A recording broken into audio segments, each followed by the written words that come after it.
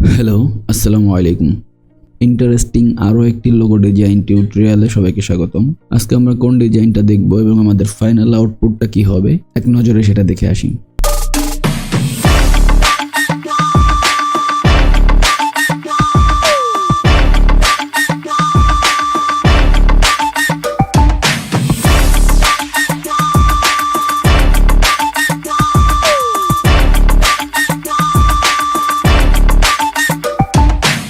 তো আমাদের কনসেপ্ট ছিল লেটার বি এবং এস।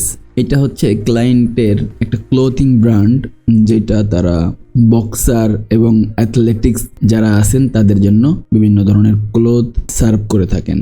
তো আমি এখানে কোম্পানির যে মেইন লেটার ছিল বি এবং লেটার এস, সেই দুইটার কম্বাইন করে একটা আইকনিক ডিজাইন করেছি। প্রথমে আমি হ্যান্ড স্কেচ করেছি লেটার বি এবং এস এর অনেকগুলো হ্যান্ড স্কেচ থেকে এইটা আমার অনেক ভালো লাগছে, তো আমি চিন্তা করছি এইটাকেই আমরা ফাইনাল করব। সর্বপ্রথম আমি আমার হ্যান্ড স্কেচটাকে ইলাস্ট্রেটরে এনে হ্যান্ড স্কেচটার অপাসিটি আমি কমিয়ে দিলাম এবং লেয়ারটাকে লক করে নতুন একটা লেয়ার নিয়ে আমরা ফার্স্টে এই উপরে যে সার্কেলটা আছে এই সার্কেলটা ড্র করব। এই জন্য আমি রেক্ট্যাঙ্গেল টুল সিলেক্ট করলাম, শিফট অল্টার প্রেস করে আমি প্রপোর্শন অনুযায়ী ঠিক রেখে একটা রেক্ট্যাঙ্গেল ড্র করলাম এবং এটাকে কালার দিলাম ব্ল্যাক। তারপর আমি ফিল থেকে কালারটাকে স্টকে নিয়ে গেলাম এবং যে তিন সাইডের উপরের অ্যাঙ্কর পয়েন্ট ছিল ওইটাকে ধরে শিফট প্রেস করে করে আমি রাউন্ড করে নিলাম সার্কেলটাকে। ড্র্যাগ করলেই সার্কেলটা রাউন্ড হয়ে যাবে এবং স্টকটাকে আমি এখানে বাড়াতে 120 পিটি রাখলাম স্টকটা এবং এই শেপটাকেই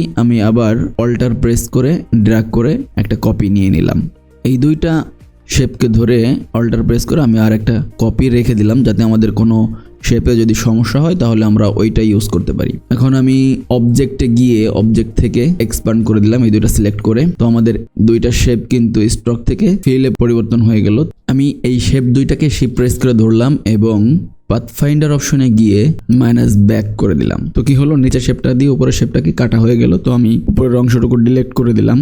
অবশিষ্ট যে দুইটি শেপ থাকলো এই দুইটি শেপকে আমি শিফট প্রেস করে ধরে রাইট বাটন ক্লিক করে ট্রান্সফর্মে গিয়ে রিফ্লেক্ট করে দিলাম ভার্টিক্যালি। এখন ভার্টিক্যালি রিফ্লেক্ট করার পরে আমি কিবোর্ড থেকে অ্যারো প্রেস করে লেফট অ্যারো দিয়ে বাম দিকে সরিয়ে নিলাম। আবার ওই দুইটা শেপ সিলেক্ট থাকা অবস্থায় আমি রাইট বাটন ক্লিক করে ট্রান্সফর্মে গিয়ে এবার হরিজন্টালি রিফ্লেক্ট করলাম এবং ওকেতে প্রেস করলাম। তারপরে আমি আমাদের স্কেচের সাথে মিলিয়ে শেপটাকে অ্যাডজাস্ট করে নিলাম। তারপরে আমি এই যে উপরের শেপটা আছে এই শেপটাকে নিচের শেপটা দিয়ে কেটে ফেলবো, মানে মাঝখানে একটা এস লেটার বানানোর জন্য। আর টোটাল ডান সাইডের যে শেপ দুইটা আছে এই দুইটা শেপ আমাদের লেটার বি।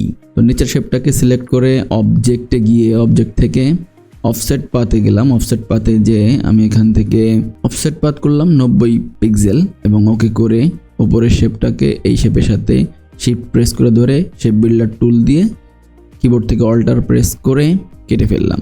তারপর এই উপরের শেপটাকে ধরে আবার আমি অফসেটে গেলাম। অফসেট পাথ থেকে 90 পিটি নিয়ে আমি সবগুলো শেপকে একসাথে ধরে সেমভাবে অল্টার প্রেস করে শিপ বিল্ডার টুল দিয়ে এই শেপটাকেও কেটে ফেললাম। সেমভাবে আমরা নিচের শেপগুলোকেও কেটে ফেলবো।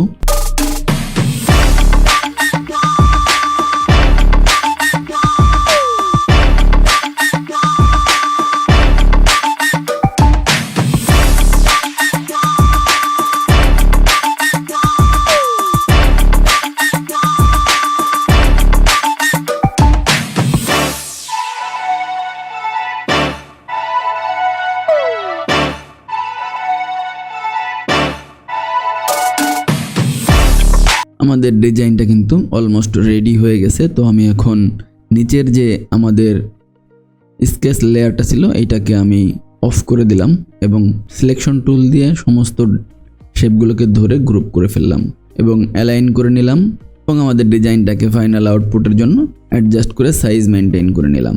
নেক্সট টিউটোরিয়ালে আমরা আবার কথা বলবো অন্য কোনো ডিজাইন নিয়ে। সে পর্যন্ত সবাই ভালো থাকবেন। আল্লাহ হাফেজ।